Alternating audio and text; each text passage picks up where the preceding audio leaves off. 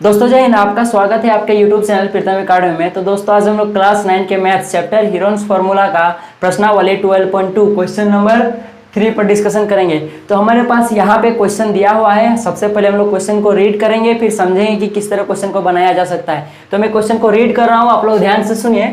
राधा ने एक रंगीन कागज से एक हवाई जहाज का चित्र बनाया, जैसा कि आकृति में दिखाया गया है। देखिए ये आकृति है जिसमें दिखाया गया है। प्रयोग में लाए गए कुल कागज का क्षेत्रफल ज्ञात कीजिए।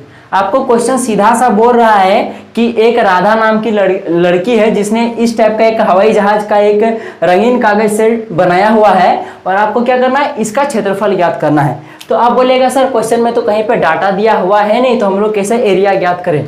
तो डाटा आपका इस चित्र में दिया हुआ है, देखिए, और यही चित्र आपका क्वेश्चन में दिया हुआ है, और हम लोग इसी डाटा का उपयोग करके इस आकृति का क्षेत्रफल ज्ञात करेंगे। अब आपके मन में यहाँ पे और एक क्वेश्चन उठता होगा कि सर हम लोगों ने अभी तक त्रिभुज और चतुर्भुज का क्षेत्रफल ज्ञात किया, अभी हवाई जहाज का कैसे क्षेत्रफल ज्ञात करें। तो उसके लिए बाबू आप गौर कीजिए कि ये जो हवाई जहाज का चित्र आपको नजर आ रहा है, ये कई सारे चित्रों से मिलकर बना हुआ है। देखिए ये एक त्रिभुज है, त्रिभुज का क्षेत्रफल हम लोग को ज्ञात करना आता है। ये भी त्रिभुज है, ये भी त्रिभुज है, नो टेंशन।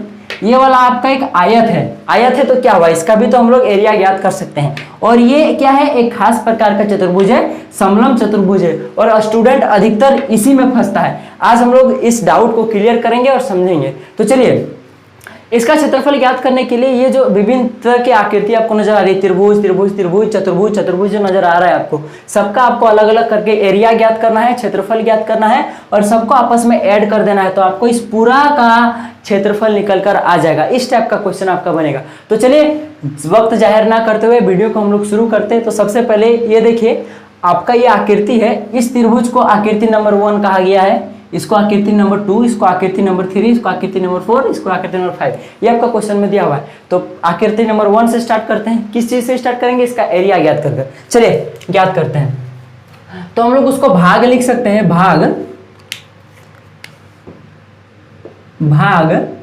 1 के क्षेत्रफल के लिए। चलिए भाग 1 के क्षेत्रफल के लिए हम लोग सबसे पहले मेहनत करेंगे। आपको इस आकृति में बहुत सारा चीज ना अपने माइंड से सोचना पड़ेगा। क्यों सोचना पड़ेगा, सो देखिए, आपको ये वाली भुजा 5 सेंटीमीटर दी हुई है, ये वाली भुजा नहीं दिया हुआ है, ये वाली भुजा नहीं दिया हुआ है। तो आप कहाँ से ज्ञात कीजिएगा, उसके लिए कुछ डाटा है नहीं आपके पास। तो आप कैसे ज्ञात कीजिएगा, तो उसके लिए आप देखिए यहाँ पे इसका मेन डाटा यहाँ पे दिया हुआ है। ये क्या है, आकृति को गौर कीजिए, ये आपका एक आयत है। क्या है, आयत है। और आयत का क्या प्रॉपर्टी होता है, सामने वाली भुजा आपस में बराबर होती है। ये वाली भुजा देखिए आपको 6.5 सेंटीमीटर दी हुई है, ये वाली, तो ये वाली भुजा क्या होगी 6.5 सेंटीमीटर। यानी चलिए इस भुजा को सबसे पहले हम लोग लिख लेते हैं 6.5 सेंटीमीटर। ये वाली भुजा दिया हुआ है आपको। ये वाली भुजा इस आयत में 1 सेंटीमीटर दी हुई है, तो ये वाली भुजा क्या होगी 1 सेंटीमीटर। चलिए इसको हम लोग लिख लेते हैं 1 सेंटीमीटर।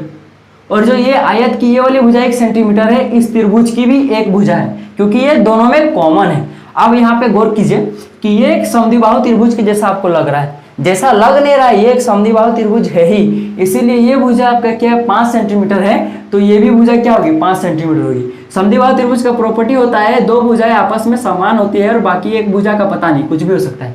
जैसे ये भुजा 1 है, ये दोनों 5-5 है। यहाँ तक आपको समझ में आ गया। देखिए इस त्रिभुज का पूरा डाटा आपको मिल गया, और इस चतुर्भुज का भी आपको पूरा डाटा मिल गया। अब देखिए इस त्रिभुज की बात करते हैं। देखिए इस त्रिभुज में आपको ये वाली भुजा दी हुई है, ये वाली भुजा दी हुई है, नहीं दी हुई है। तो इस पर हम लोग बाद में बात करेंगे, लेकिन उससे पहले ये देखिए कि ये जो त्रिभुज है और ये जो त्रिभुज है आपस में दोनों सर्वांगसम है, इनके क्षेत्रफल के साथ साथ सारी चीज आपस में बराबर है। तो इसीलिए ये 6 सेंटीमीटर, तो ये भी क्या होगा 6 सेंटीमीटर, 6 सेंटीमीटर। और ये आपका क्या दिया हुआ है, देखिए इस त्रिभुज में 1.5 सेंटीमीटर दिया हुआ है, तो ये भी क्या होगा 1.5 सेंटीमीटर। तो हम लोगों ने जिस चीज का, आप बोलेगा सर आपने इस भुजा का क्यों नहीं मान निकाला, तो इसका जरूरत नहीं पड़ेगा, जब सॉल्व करेंगे तब आपको खुद समझ में आ जाएगा क्यों जरूरत नहीं पड़ा। सो तो हम लोगों ने जिस भुजा का मान नहीं पता था, उसका मान हम लोगों ने यहाँ पे डाटा को देख के सजा लिया है। अब हम लोग इसका क्षेत्रफल की ओर बढ़ते हैं। तो चलिए पहले भाग 1 से शुरू करते हैं। भाग 1 के लिए, भाग 1 के क्षेत्रफल के लिए हम लोग क्या करेंगे, इसका हीरोन के फॉर्मूला से हम लोग इसका क्षेत्रफल ज्ञात करेंगे। और हीरोन के फॉर्मूला में क्या चाहिए आपको, ABC चाहिए, यानी तीनों भुजाएं चाहिए। आप इन तीनों भुजाओं में से इसको A मान लीजिए, इसको B मान लीजिए, इसको C मान लीजिए। चलिए अब इसके लिए लिखते हैं, माना A इक्वल टू, A आप मान लीजिए 5 centimetre, b equal to 5 centimetre और सी इक्वल टू क्या है आपका 1 सेंटीमीटर। अब जब आपके पास ए बी सी भुजाएं हैं तो आप क्या करेंगे, इसके लिए आप एस ज्ञात करेंगे इसीलिए। और एस क्या होता है, मैंने आपको बहुत बार बता चुका हूँ कि एस होता है इस जो भी त्रिभुज है उसका अर्ध परिमाप होता है, a plus b plus c by 2 इसका फॉर्मूला होता है। चलिए अब फॉर्मूला मान पुट करते हैं। ए का मान क्या है 5 है, प्लस बी का मान क्या है 5 है, प्लस सी का मान क्या है 1 है बटे 2 अपॉन में 2 ये आ गया। अब हम लोग इसको क्या करेंगे, सॉल्व करेंगे। तो सॉल्व करने से पहले ऊपर वाला को जोड़ेंगे, फिर 2 से हम लोग क्या करेंगे, भागा देंगे। चलिए सॉल्व करते हैं। 5 और 5 10 10 और 1 11 बटे 2। अब चलिए 11 बटे 2 को हम लोग 11 बटे 2 ही रहने देते हैं। इससे ना रूट वाला में थोड़ा सा आसानी होगा, मतलब जब हम लोग इसको हीरोन के फॉर्मूला में पुट करेंगे तब जो रूट आता है उसमें थोड़ा सहूलियत मिलेगा इसमें। कैसे, सो देखिए अब हम लोग इसका एरिया ज्ञात करते हैं। इसीलिए हीरोन के सूत्र से, और हीरोन का सूत्र क्या होता है, root under s into s minus a into s minus b into s minus c होता है। चलिए हम लोग मान पुट करते हैं।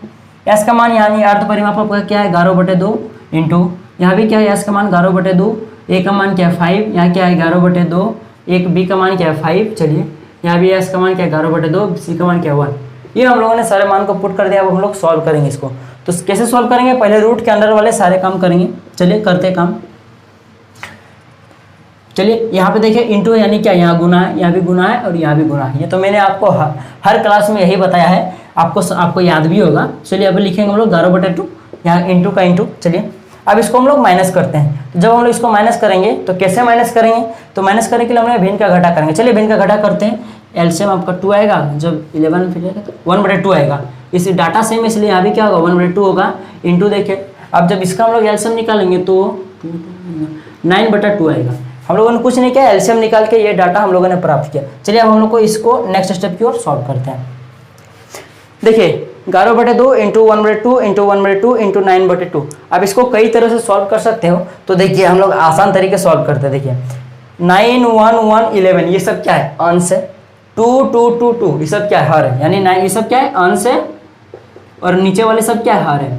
तो सबसे पहले आप हर में देखिए, यानी 2 2 2 में देखिए 4 ठो 2 है, यानी 2 का 2 जोड़, एक 2 जोड़ा है। देखिए ये एक जोड़ा और ये एक जोड़ा, और जब जोड़ा होता है तो क्या होता है, वो रूट के बाहर आ जाता है। तो चलिए हम लोग हर में सबसे हर का पहले काम कर लेते हैं। 2 का देखिए 2 जोड़ा है आपके पास, तो यानी कि 2 ठो 2 बाहर आएगा, 2 इंटू 2 ये हमारा 2 ठो 2 बाहर आ गया। कहाँ, रूट के बाहर आ गया। अब अंश में देखिए 9 को आप लिख सकते हो 3 इंटू 3 लिख सकते हो, 3 इंटू 3। 9 को जब आप 3 इंटू 3 लिखेगा तो अब 3 का एक जोड़ा आपको मिल जाएगा। तो चलिए यहाँ पे 3 3 लिखिए, 1 तो 3 बाहर आ जाएगा रूट के। चलिए अब देखिए 1 1 और 11 बचा, तो 1 1 का तो कोई वैल्यू है नहीं, इसलिए इसको छोड़ दीजिए। अब 11 को देखिए, 11 तो भाई अभाज्य संख्या है, इसका तो कोई इस टाइप का 3 इंटू 3 इस टाइप का टूटेगा नहीं। तो अब इसको रूट में रख दीजिए, रूट 11 इंटू 3। चलिए इसको हम लोग सीधा लिख देते हैं 3 रूट 11।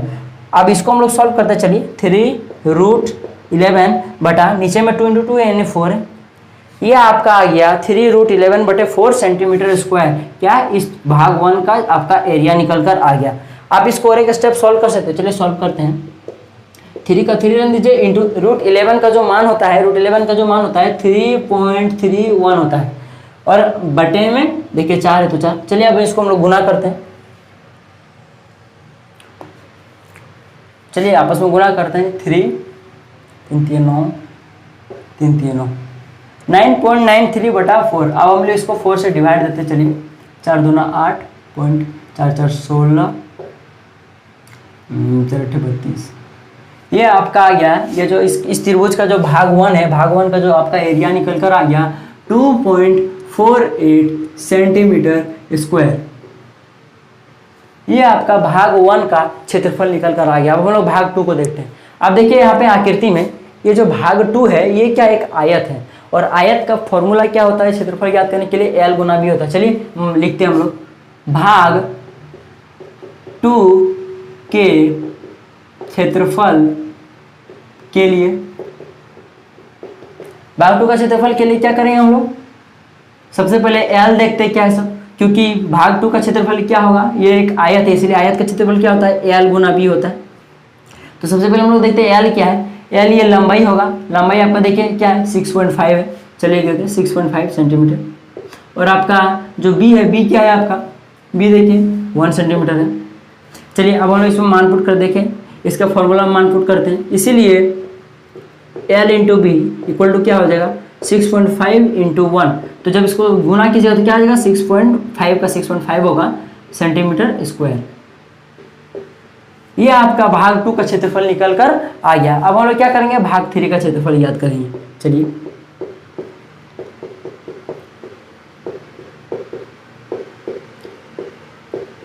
भाग 3 के क्षेत्रफल के लिए, चलिए भाग 3 के क्षेत्रफल के लिए आपको सबसे पहले इस आकृति को समझना पड़ेगा। चलिए इस आकृति को सबसे पहले हम लोग यहाँ पे ड्रॉ करते हैं। देखिए आप इसको 2 टाइप से बना सकते हो। पहला टाइप आप इस तरह बना सकते हो, देखिए पहला टाइप आप इस तरह बना सकते हो। ये आपका 2 सेंटीमीटर दिया हुआ है, ये आपका 1 सेंटीमीटर दिया हुआ है, ये आपका 1 सेंटीमीटर दिया हुआ है, और ये भी आपको 1 सेंटीमीटर दिया हुआ है। ये आपको डाटा दिया हुआ है। अगर आप इस लाइन में बीचों बीच अगर एक पॉइंट मान ले तो इधर की दूरी क्या होगी 1 सेंटीमीटर होगी, और इधर की दूरी क्या होगी 1 सेंटीमीटर होगी। तब ना दोनों को जोड़ेंगे तब 2 सेंटीमीटर आएगा। और अगर आप इस पॉइंट को अगर यहाँ से मिला दें और आप इस पॉइंट को यहाँ से मिला दें तो जो त्रिभुज बनेगा, देखिए यहाँ पे 1 त्रिभुज, 2 त्रिभुज, 3 त्रिभुज बनेगा। ये तीनों त्रिभुज का जो होगा आपस में एरिया बराबर होगा। और क्यों एरिया बराबर होगा, सो देखिए ये क्या एक समलंब चतुर्भुज है। समलंब चतुर्भुज की एक प्रॉपर्टी होता है कि ये वाली भुजा और ये वाली भुजा आपस में क्या होती है, समांतर होती है। जो कि इस आकृति में ये वाली भुजा और ये वाली भुजा समांतर दी हुई है।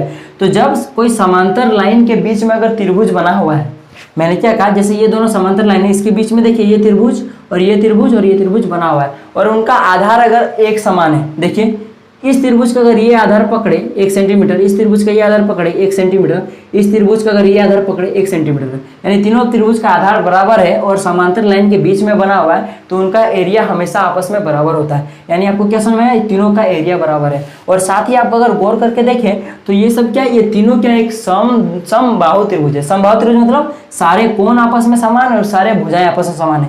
ये भुजा 1 सेंटीमीटर, ये भी भुजा 1 सेंटीमीटर होगी। इस त्रिभुज में देखिए ये वाली भुजा 1 सेंटीमीटर, ये वाला 1 सेंटीमीटर, ये वाला 1 सेंटीमीटर होगा, यानी सारे भुजाएं 1 सेंटीमीटर करके होगा। तो आप इस फॉर्मेट में एक बना सकते हो। तो कैसे बनाइए आपको, चूंकि समबाहु त्रिभुज का क्षेत्रफल equal to √3/4 a²। √3/4 a²। a² क्या है, a क्या है, भुजा है। तो हम लोग इसी का प्रयोग करेंगे। इसीलिए 3 इंटू √3/4, एक का मान क्या है 1, तो 1 का स्क्वायर। अब आप बोलेगा सर 3 कहाँ से आ गया, तो देखिए समबाहु त्रिभुज का फॉर्मूला होता है √3/4 a² होता है। लेकिन यहाँ पे आपका 3 को समबाहु त्रिभुज, इसलिए 3 इंटू 3 गुना कर देंगे आपस में, तो आपका इस टोटल का एरिया आ जाएगा। चलिए 3 इंटू √3/4 a²। तो a क्या आपका 1 है, यानी सारे भुजा 1 सेंटीमीटर, इसलिए a²। चलिए इसको सॉल्व करते हैं। 3 इंटू √3/4, क्योंकि 1 को गुना कीजिएगा स्क्वायर कीजिएगा तो 1 आएगा, आपस में गुना कर दीजिएगा तो आपका वही मान रहेगा, चेंज नहीं होने वाला है। चलिए अब इसको सॉल्व करते हैं हम लोग। तो जो √3 का जो मान होता है वो होता है, ये 3 का 3 रन दीजिए, इंटू √3 का जो मान होता है वो होता है 1.73 होता है, 1.73 होता है बटे 4। चलिए अब इसको हम लोग सॉल्व करते हैं, इसको गुना करते हैं। 5.19 बटा 4। अब इसको सॉल्व करते हैं। चलिए भागा देते हैं हम लोग, 4 के 4, 4 दूना 8, 4 8 32। ये आपका आएगा 1.28 सेंटीमीटर स्क्वायर। ये जो आपका भाग 3 इसका क्षेत्रफल ये निकल कर आएगा। अब ये तो हो गया पहला टाइप, फर्स्ट टाइप हो गया। अब सेकंड टाइप आप इसको कैसे बना सकते हो, तो सेकंड टाइप बनाने के लिए आपको क्या करना पड़ेगा, सो देखिए ये आपका समलंब चतुर्भुज था, और समलंब चतुर्भुज का आपका एरिया होता है वो होता है, अगर समलंब चतुर्भुज का अगर फॉर्मूला की बात करूँ तो होता है 1/2 इंटू समांतर भुजाओं का योग, यानी कि ये वाले भुजा और ये वाले भुजाओं का योग। तो ये वाली भुजा आपको 1 सेंटीमीटर लिख दे, चलिए 1 सेंटीमीटर, प्लस ये वाली भुजा आपको 2 सेंटीमीटर देगा, चलिए 2 सेंटीमीटर। चलिए क्या होगा 1/2 इंटू समांतर भुजा का योग, ये करना है आपको, इंटू h करना है आपको। h क्या होता है, इस समलंब चतुर्भुज का हाइट होता है, और आपको क्वेश्चन में तो कहीं हाइट दिया हुआ नहीं, यानी आपको हाइट ज्ञात करना पड़ेगा। और हाइट ज्ञात करने के लिए आपको क्या करना पड़ेगा, बता, यहाँ पे एक लंब डालना पड़ेगा। अब जब यहाँ पे एक लंब डाल दीजिएगा तो यानी ये 90 डिग्री हो जाएगा। अब 90 डिग्री हो जाएगा तो ये क्या हो जाएगा, एक समकोण त्रिभुज बनेगा। और समकोण त्रिभुज का एक फॉर्मूला होता है, आपको पता है, कर्ण स्क्वायर इक्वल टू आधार स्क्वायर प्लस लंब स्क्वायर होता है ना। तो उसी का फॉर्मूला से आपको ये वाला भुजा ज्ञात कर लेना। ये क्या P है, ये क्या H है और B है। तो आपके पास B दिया हुआ है। कैसे B दिया हुआ है, तो देखिए यहाँ से यहाँ तक की दूरी आपका 2 सेंटीमीटर दिया हुआ है। तो अगर आप यहाँ पे अगर लंब डाल दें, और चलिए यहाँ पे भी एक लंब डाल देते हैं हम लोग, लंब डाल दें, तो आप गौर करके देखिए यहाँ से यहाँ तक की दूरी आपका 1 सेंटीमीटर दिया हुआ है।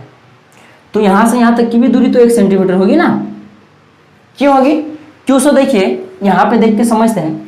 ये क्या है, आपका आयत है। आयत का क्या क्या प्रॉपर्टी होता है, आपस में भुजाएं बराबर होती है, साथ ही जो दोनों भुजाएं आपस में पैरेलल होती है। यानी ये वाली भुजा समांतर है, ये वाली भुजा क्या समांतर है। अगर आप इस भुजा को यहाँ तक बढ़ा दें, ये वाली भुजा को यहाँ तक बढ़ा दें, तो क्या होगी, ये वाली भुजा आपस में समांतर है। यानी कि जो बढ़ाए हम लोगों ने इस भुजा को, तो ये भी क्या होगा, आपस में समांतर होगी। समांतर होने का मतलब क्या होता है, यहाँ से यहाँ की दूरी अगर 1 सेंटीमीटर है तो यहाँ से यहाँ तक की भी दूरी 1 सेंटीमीटर होगी, यहाँ से यहाँ तक की भी दूरी 1 सेंटीमीटर होगी। यानी यहाँ से यहाँ तक की दूरी 1 सेंटीमीटर है और ये आपस में समांतर है, यानी कि यहाँ से यहाँ तक की दूरी क्या होगी, 1 सेंटीमीटर होगी। और चूंकि यहाँ से यहाँ तक की पूरी दूरी अगर 2 सेंटीमीटर दी हुई है और यहाँ से यहाँ तक की दूरी 1 सेंटीमीटर है, तो यहाँ और यहाँ की जो दूरी बचेगी वो कितनी होगी, 1 सेंटीमीटर होगी। क्योंकि अगर आप इसको और इसको जब जोड़िएगा तब आपका मान लीजिए 1 सेंटीमीटर आएगा और आपका यहाँ से यहाँ तक की दूरी 1 सेंटीमीटर है, तब ना इसको और इसको आपस में ऐड करेंगे, एक और एक को ऐड करेंगे, तब ना 2 आएगा आपका, जो आपका मान दिया हुआ है। यानी यहाँ से यहाँ तक की दूरी को अगर हम लोग ऐड कर दें, इसकी दूरी को ऐड कर दें, तब आपका 1 सेंटीमीटर आएगा। अब बात रही इसकी दूरी और इसकी दूरी 1 सेंटीमीटर है, तो इसकी दूरी कितनी होगी। तो सीधा सा बात है कि ये जो त्रिभुज है, ये दोनों त्रिभुज आपस में समरूप है। समरूप बोल रहे सर्वांगसम है, मतलब इसके सारे भुजा आपस में समान है। यानी कि ये वाला जितना है, ये वाला इतना है। तो ये दोनों अगर एक है तो इसकी दूरी कितनी होगी, आधा होगी, 1 का आधा होगा। यानी ये क्या होगा, 0.5 होगा। ये भी क्या होगा, 0.5 होगा। यानी 98 होगा, ये भी 98 होगा, तब ना 1 होगा। और ये दोनों 1 होगा और ये 1 है, 1 इन दोनों को मिला के और ये 1 मिला के तब ना 2 बनेगा। तो यानी यहाँ से की दूरी क्या होगी, 0.5 होगी। तो ये क्या था आपका, देखिए ये क्या होगा, 0.5 होगा। ये आपका B है, ये H आपका 1 दिया हुआ है, आपको P निकालना है। तो आप यहाँ से निकाल सकते हैं ये फॉर्मूला पुट कर P equal to √H² - B²। इस फॉर्मूला का पुट करके आप ये वाला ऊंचाई ज्ञात कर सकते हो। और जो ये निकल कर आएगा, इस समलंब चतुर्भुज का ऊंचाई ज्ञात निकल कर आएगा। और आप समलंब चतुर्भुज में फिर जो आपका निकलेगा उसमें H का मान पुट कर दीजिएगा और हल कर आप इसका क्षेत्रफल ज्ञात कर सकते हो। आप इस तरह करके इसका क्षेत्रफल ज्ञात कर सकते हो। ये सेकेंड फॉर्मेट है। तो अधिकतर बच्चा इस फॉर्मेट में बनाता है, तो आप इसी फॉर्मेट में बनाइए, इससे कोई प्रॉब्लम नहीं है।